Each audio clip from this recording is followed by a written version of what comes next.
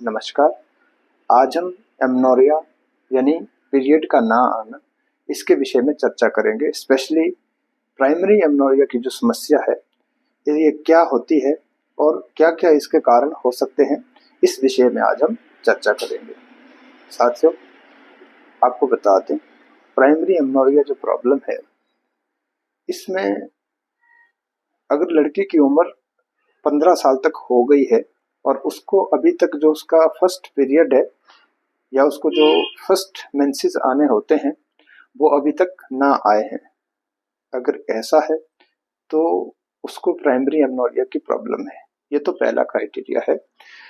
दूसरा क्राइटेरिया क्या रहेगा, अगर जो पुबर्टी पे चेंजेस आने होते यानी यौवना अवस्था पे जो फिजिकल चेंजेस या इमोशनल चेंजेस जैसे ब्रेस्ट डेवलपमेंट हो गई या फिर जो प्राइवेट पार्ट्स पे अंडर आर्म में जो हेयर ग्रोथ होती है उनका होना, और साथ के साथ अगर जो इमोशनल चेंजेस है वो अगर आ रहे हो और इसके बाद भी उसको 2 साल के बाद तक अगर पीरियड ना आया, उसका जो फर्स्ट पीरियड है वो नहीं आया हो, तो यह भी दूसरा क्राइटेरिया रहेगा।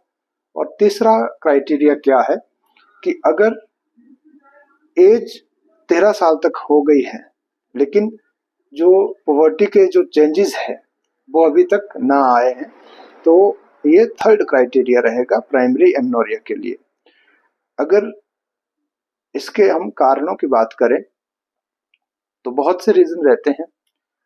सबसे जो मेन कारण है उनको हम डिस्कस करेंगे। तो सबसे पहले स्ट्रक्चरल और एनाटॉमिकल जो कारण रहेंगे, इसमें सबसे पहले होता है कि मुलेरियन एजेनेसिस।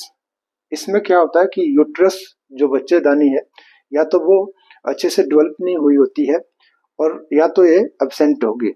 ये एक प्रॉब्लम, इसके कारण भी ये प्रॉब्लम हो सकती है, पीरियड में डिले हो सकता है या ना आ सकते हैं। और दूसरा कारण है कि इम्परफोरेट हाइमन। इसमें क्या होता है कि पीरियड तो आ रहे हैं लेकिन बाहर आने के लिए उसको रास्ता नहीं है, तो आपको वो पीरियड अपीयर नहीं होंगे।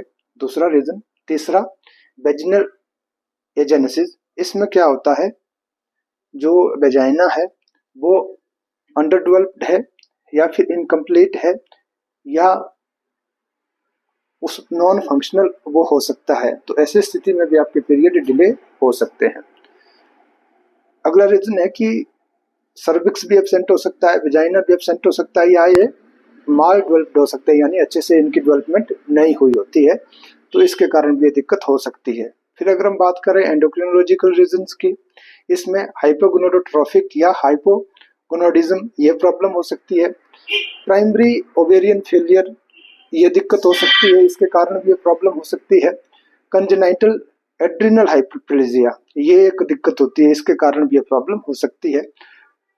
और हाइपोथायरॉयडिज्म यानी थायराइड की जो डिस्टर्बेंसेस है, हाइपोथायरॉयडिज्म की प्रॉब्लम हो सकती है। हाइपरथायरॉयडिज्म की प्रॉब्लम आपको हो सकती है, तब भी आपको पीरियड में डिले या फिर आपके पीरियड एब्सेंट हो सकते हैं।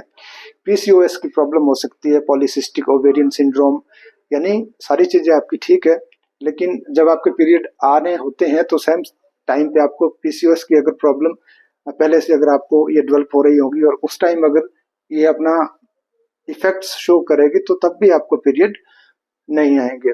और कॉन्स्टिट्यूशनल डिले की हिस्ट्री हो सकती है। और थर्ड हम बात करें जेनेटिक कॉजेज की, इसमें क्या होता है, टर्नर सिंड्रोम के कारण ये प्रॉब्लम हो सकती है। प्योर गोनेडल एजेनेसिस ये एक प्रॉब्लम हो सकती है। मिक्स्ड गोनेडल डिसजेनेसिस ये एक प्रॉब्लम हो सकती है। और 5 अल्फा रिडक्टेज डेफिशिएंसी, इस डेफिशिएंसी के कारण भी आपके जो पीरियड है वो डिले हो सकते हैं और आपके पीरियड नई समय पे नहीं आ सकते हैं। तो ये कुछ रीजंस है। इसके अलावा और भी छोटे छोटे कारण हो सकते हैं।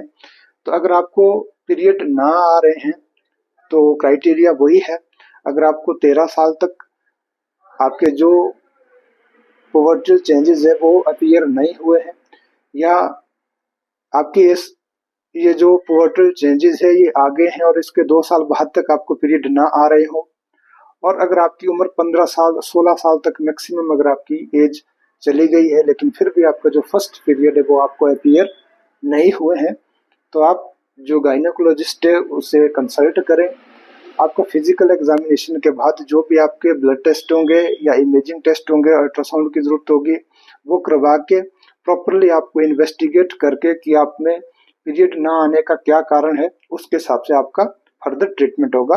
धन्यवाद।